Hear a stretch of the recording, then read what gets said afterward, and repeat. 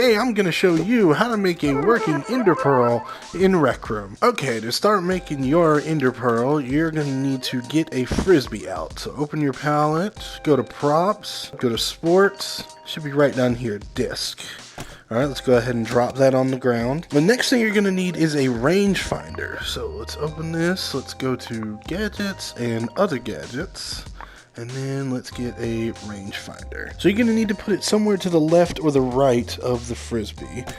Because what you're going to want to do is flip it 180 degrees so that it's pointing at the ground. And we're going to go ahead and configure the inputs. The green input, let's make it 200 just so that we make sure I have enough room. And then we will configure the red input just to a 1 just so that's on. And you can see it's going to go ahead and start measuring. If we hit wire, you're going to see a number pop up here. So it's 29 centimeters from the ground right now. The next step is to get a compare chip.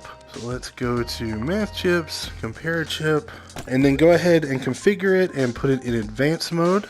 We'll use that later. Then we're going to wire up the red pin here to the red input pin on the compare chip, and we're going to change this green one into the exact same number that you have down here, which was 29. So let's configure this green one here to 29. So the next step is kind of like making a custom weapon skin. What we're going to want to do is get some gadget out, or gizmo rather. I think that the look at gizmo is the one that takes up the least amount of ink, or at least that's what I saw on a video somewhere, and just create it somewhere near the Frisbee. And let's go ahead and wire the Frisbee itself to the look at gizmo. Then we're going to wire this rangefinder to the actual gold pin or beige pin on the look at gizmo. Okay, for the next part here, we're going to go ahead and get a respawn point. So go ahead and open your palette again, go to other gadgets, and then get a respawn point. You're going to want to put it somewhere right on top of this Frisbee. Make sure to leave a little gap in between the Frisbee and the respawn point itself. And then you're going to hit wire, and just like the rangefinder, you're going to wire the actual respawn point to the pin up here. Now the way that this respawn point works is that it needs a player number to know which player to respawn. The way that you find the player number of the player currently holding the Frisbee is with a object mapper chip under other chips. So object mapper chip. Now the way that this object mapper chip works is that it looks for an object ID, which would be the object ID of the Frisbee. That's what we're going to need. It'll go into the red pin, and then this chip will search for the player that is currently holding that object or the player that last held that object.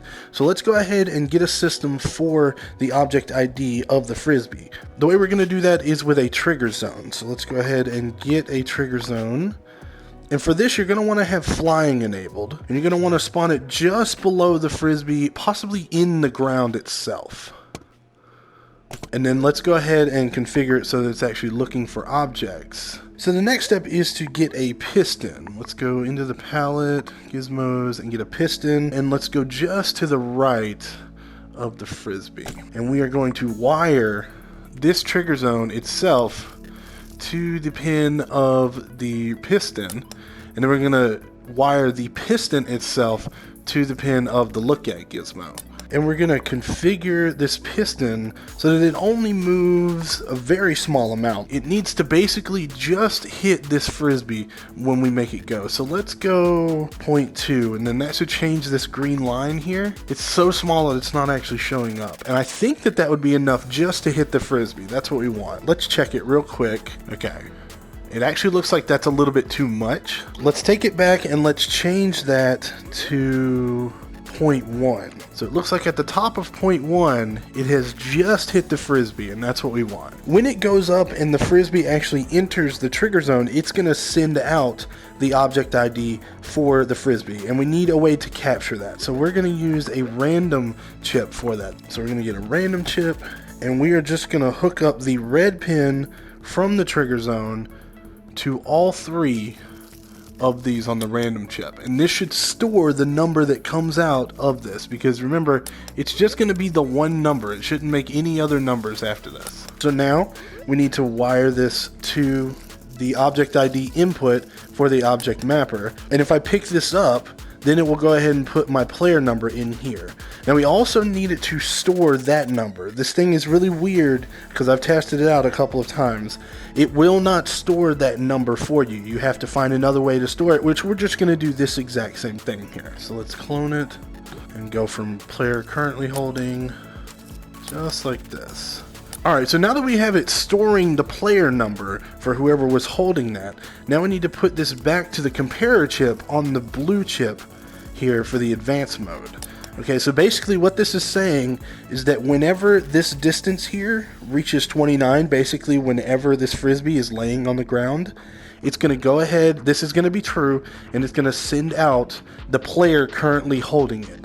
And then what it will do is respawn. So let's go ahead and hook that up to the green pin here, and now you have it. This should be your Ender Pearl like device. Let's go ahead and configure it so that it's grabbable. So let's grab it, throw it, please land on the ground. There we go. Hey, there we are. And then you can find your dungeons, or you can do whatever Rec Room or Minecraft things that you want to do. This should work for all players in your room. Whoever grabs it, it should respawn. Now, there's one more thing I want to show you. I tried to skin this to make it actually look like an Ender Pearl, and it seems to give me some really weird results when I try to put a skin on it. So let me just show you that real quick. So this is a primitive version of a Ender Pearl skin, but let's see if it still works with the Ender Pearl skin. Oh, it does. Okay, so last time I had it set to physical. If I set it to decoration, then I can actually get it to look like an Ender Pearl. Alright, so let's get this one from Joe's. Configure this to a decoration, and then we're going to move it just on top of the Frisbee here. Make sure that looks good. Yep, you would never even be able to tell there's a Frisbee in there. So then let's wire this to this, and let's see if it still works. There we go.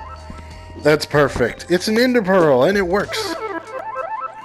Alright everyone, well thank you for joining me for another Rec Room tutorial. If you learned something, make sure to throw a like on it. If you're interested in building something else in Rec Room, go ahead and check these videos out here. Have a good day everybody. RCL Man out.